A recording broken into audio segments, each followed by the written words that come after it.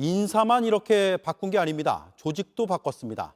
추미애 전 법무부 장관이 부패 온상이라며 폐지했던 금융범죄 합수단을 다시 꾸리기로 했습니다.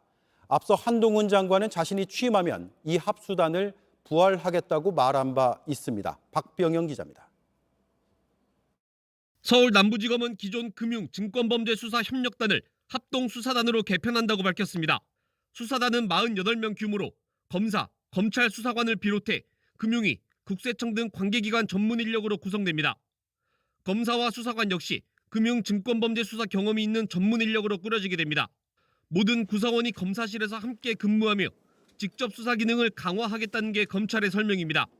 합수단이 부활한 건 2년 4개월 만입니다. 2020년 1월 당시 추미애 법무부 장관의 지시로 합수단이 사라졌기 때문입니다.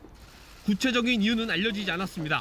그해 10월 추 전 장관이 국회 국정감사에서 합수단을 부패 범죄의 온상이라고 표현한 것뿐입니다. 당시 검찰 내부에선 합수단 폐지가 정권 수사와 관계가 있지 않겠냐는 말도 나왔습니다. 여권 인사가 연루돼 있다는 의혹이 제기된 신라젠, 라임 자산 운용 사건을 수사하자 합수단을 없앤 것 아니냐는 겁니다. 합수단 폐지 이후엔 금융범죄에 대한 검찰의 대응 역량이 떨어진 것으로도 나타났습니다. 대검찰청 통계를 보면 2020년 검찰이 증권범죄 사건을 재판에 넘긴 건 3건에 그쳤습니다.